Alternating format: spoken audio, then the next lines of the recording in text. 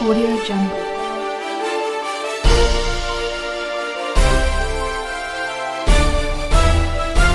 Audio Jungle. ನಮಸ್ಕಾರ ವೀಕ್ಷಕರೇ, ಜನನಾಯಕ ಪುಟಿ ವಾಹಿನಿಯ ಸಮಸ್ತ ವೀಕ್ಷಕ ಬಂದಿಗೆ ಸ್ವಾಗತ. ನಾನು ಹೊನ್ನಸ್ವಾಮಿ. ಎಲ್ಲರಿಗೂ ಗೊತ್ತಿರೋ ಥರನೇ ಬಿಲ್ಡಿಂಗ್ ಹೊಸ ಬಿಲ್ಡಿಂಗ್ ಆಗಿದೆ ಅಲ್ಲಿ. ಹಂಗಾಗಿ ಈಗ ಹೊಸ ಬಿಲ್ಡಿಂಗ್ ಅಲ್ಲ ಆದ ತಕ್ಷಣ ಇದು ವೇಸ್ಟ್ ಆಗುತ್ತಲ್ಲ, ಬಿಲ್ಡಿಂಗ್ ವೇಸ್ಟ್ ಆಗುತ್ತೆ ಸುಮ್ಮನೆ. ಹಾಗಾಗಿ ನಮಗೆ ಈ ಬಿಲ್ಡಿಂಗ್ ಬಿಟ್ಕೊಡ್ತೀವಿ ಅಂತಂದೇಳಿ ಸುಮಾರು ಸರಿ ಅವ್ರು ನಮ್ಮ ಪಿ ಡಿ ಒ ಸರ್ ಹೇಳಿದ್ದಾರೆ ನಮಗೆ. ಆ ದೃಷ್ಟಿಯಿಂದ ನಮಗೆ ನಂಬಿಕೆ ಇದೆ ಸರ್.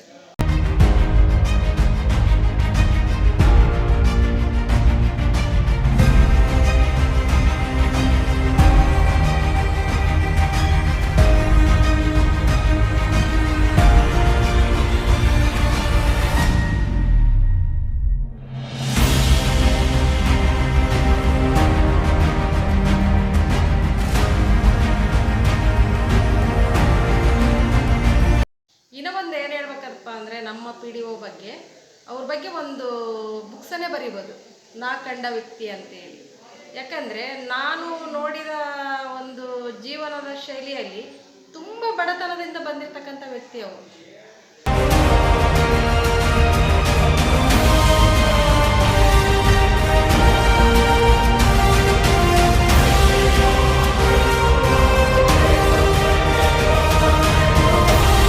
ಪಿ ಡಿ ಒ ಹತ್ರ ಬಂದಿವಿ. ಸಿಗ್ತಾರ ಪಿ ಡಿ ಒ? ಡೈಲಿ ಸಿಗ್ತಾರೆ ಸರ್. ಯಾರು ಪಿ ಡಿ ಒ ಅವರು ಹೆಸರು? ಅವರು ನಾರಾಯಣ ಸರ್. ನಾರಾಯಣ ಸರ್. ಕೃಷಿಕರಿಗಂತೂ ಭಾಳ ಮುಖ್ಯವಾಗಿ ಪ್ರತಿನಿತ್ಯ ಏನು ಕೂಲಿ ಕಾರ್ಮಿಕರಿಗೆ ಭಾಳ ಅನುಕೂಲ ಆಗ್ತದೆ. ಉದ್ಯೋಗ ಖಾತ್ರಿಯಿಂದ ಎಲ್ಲ ಸಿಬ್ಬಂದಿ ವರ್ಗದವರು ನಮಗೆ ಸಹಕಾರ ನೀಡ್ತಾರೆ.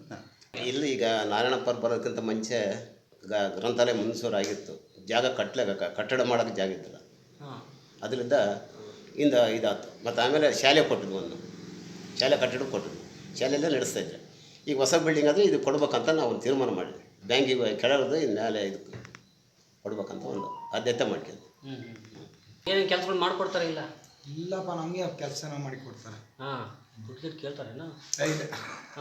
ಯಾಕೆ ಕೇಳ್ತಾರೆ ಮೆಂಬರ್ಸ್ ದುಡ್ಡು? ಏನು ಸರ್?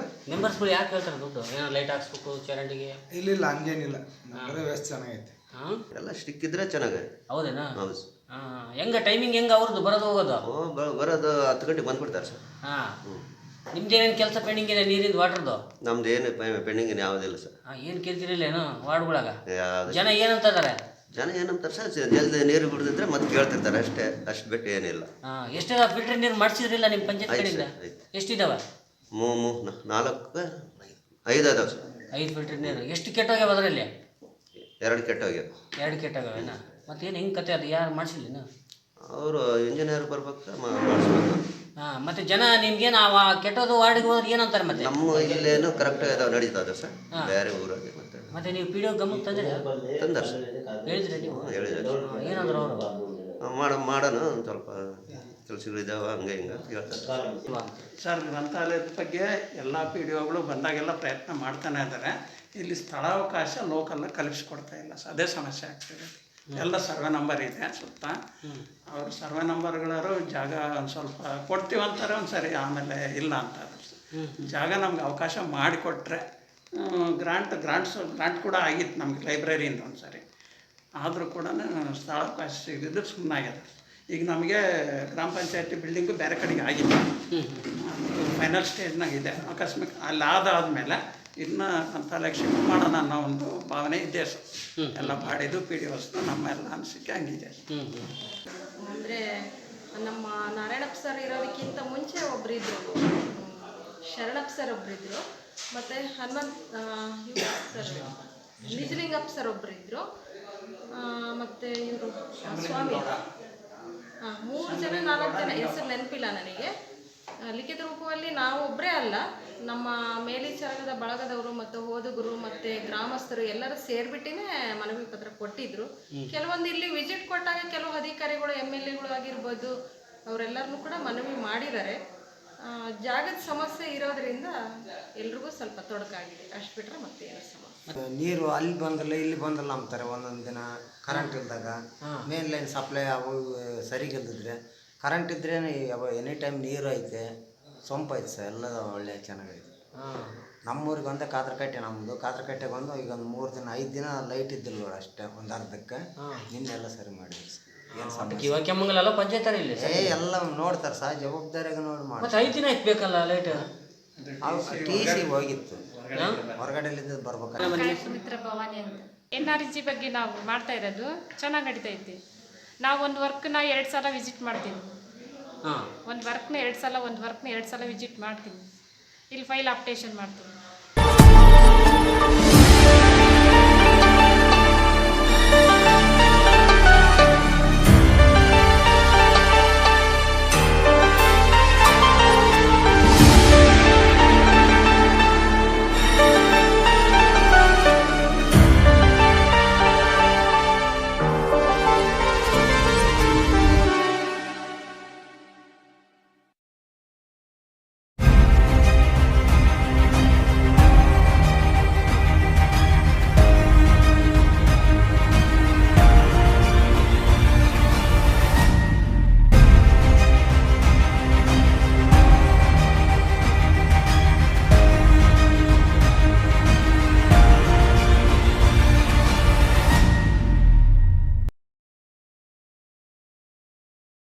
HC ನಾರಾಯಣಪ್ಪ ಅಂತೇಳಿ ಪೂಜಾಳಿ ಗ್ರಾಮ ಪಂಚಾಯತಿ ಬಂದು 2 ವರ್ಷ ಆಯ್ತು ಸರ್.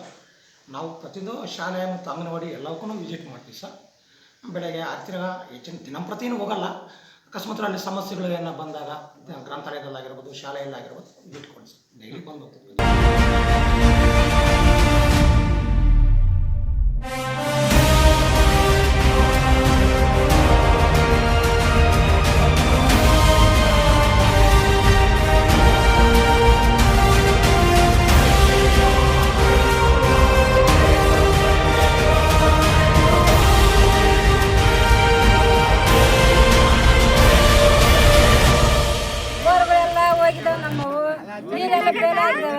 ನಮ್ಮ ಹೊಟ್ಟೆಪಾಡಿಗೆ ಬದುಕಂಬಕ್ಕೆ ಜೀವನ ಇದು ಬಿಟ್ಟರೆ ಮಣ್ಣೋರ ಏನಿಲ್ಲ. ನಮ್ಮ ಹೊಟ್ಟೆಪಾಡಿಗೆ ಜೀವನ ಮಾಡೋಕ್ಕೆ ಕೆಲಸ ಕೊಡ್ಲಾಕ ಬೇಕು ನಮ್ಗೆ ಅಂತ ಕೇಳ್ತೀವಿ ಮೇಡಮ್. ನಾವು 2 ಕೆರೆ ಬರ್ತಾವೆ ಸರ್, ತಿಪ್ಪೇಳಿ ಕೆರೆ, ಪೂಜಾಳಿ ಕೆರೆ ಅಂತೇಳಿ.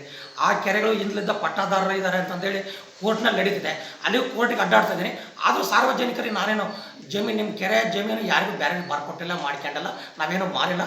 ಸಾರ್ವಜನಿಕ ಮ್ಯಾಗಲಕ್ಕೆ ಮಣ್ಣು ಹೂಳು ಎತ್ತಿ ಹಾಕಿ ಕೆಲಸ ಕೊಡ್ತಾ ಇದೀವಲ್ಲ.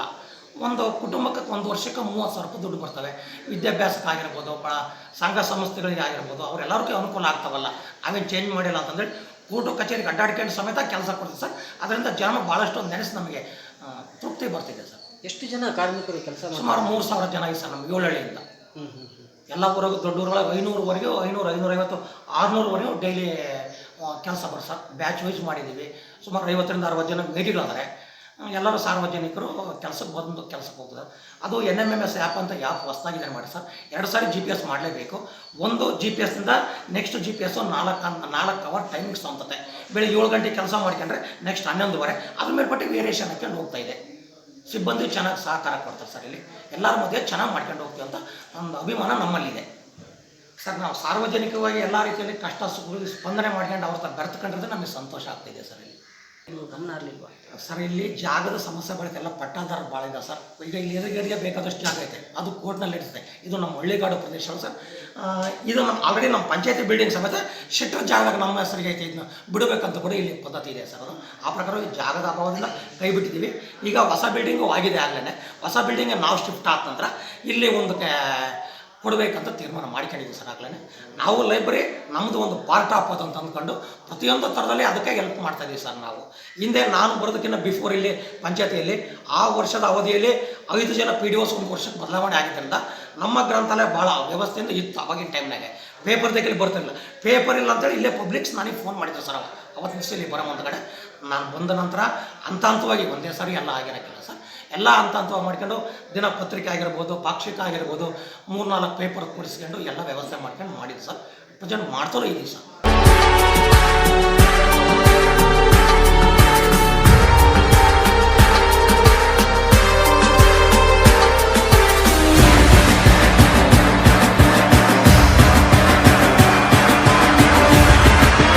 ಇಷ್ಟು ವರ್ಷ ಈ ನಮ್ಮ ಗ್ರಾಮ ಪಂಚಾಯತಿಯಲ್ಲಿ ನನ್ನ ಸೇವೆ ಮಾಡಲಿಕ್ಕೆ ಅನುಕೂಲ ಮಾಡಿಕೊಡ್ತಕ್ಕಂಥ ಗ್ರಾಮ ಪಂಚಾಯತ್ ಅಧ್ಯಕ್ಷರು, ಉಪಾಧ್ಯಕ್ಷರು, ಮಾಜಿ ಅಧ್ಯಕ್ಷರು, ಮಾಜಿ ಉಪಾಧ್ಯಕ್ಷರು ಹಾಗೂ ಸರ್ವ ಸದಸ್ಯರು, ಸಿಬ್ಬಂದಿ ವರ್ಗದವರಿಗೂ ಮತ್ತು ಮೇಲಾಗಿ ಮುಖ್ಯವಾಗಿ ನಮಗೆ ಕಾರ್ಯನಿರ್ವಾಹಕ ಅಧಿಕಾರಿಯಾಗಿರ್ತಕ್ಕಂಥ ಶ್ರೀ ವೈ ಕುಮಾರ್ ಸರ್ ಅವರು, ನಂತರ AD ಆಗಿರ್ತಕ್ಕಂಥ ಶ್ರೀ KR ಪ್ರಕಾಶ್ ಅವರು, ತಿರ್ಗಿ ನಮ್ಮ ಅಕೌಂಟ್ ಸೆಕ್ಷನ್ನಿಂದ ವೆಂಕಟೇಶ್ ಅಣ್ಣ, ಮಲ್ಲಿಕಾರ್ಜುನ್ ಸಾರು, ಮಹೇಶ್ ಅವರು, ನಮ್ಮ ಟಿ ಎ ಆಗಿರ್ತಕ್ಕಂಥ ರೇಖಾ ಮೇಡಮು, ಎಲ್ಲರೂ ನಮ್ಮ ಪಂಚಾಯತಿಗೆ ನಾವು NREG ಇಷ್ಟು ಪ್ರಗತಿ ಕಾಣೋಕ್ಕೆ ಅವರೆಲ್ಲರೂ ಕಾಣದ ಮೇಲೆ ಮಾಡಿಕೊಡೋದಕ್ಕೆ ಅವರೆಲ್ಲರೂ ಧನ್ಯವಾದಗಳು ಹೇಳ್ತಾ ಎಲ್ಲರಿಗೂ ನನ್ನ ನಮಸ್ಕಾರಗಳು.